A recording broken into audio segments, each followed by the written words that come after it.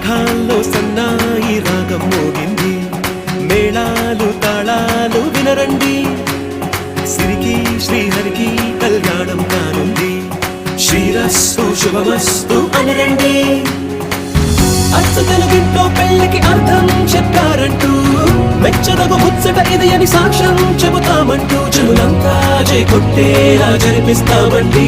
అందాల కుందనపు బొమ్మవని జత చేరుకున్న ఆ చంద్రుని, వందేళ్ల బంధమై అల్లుకుని చెయ్యందుకోవటే ఓర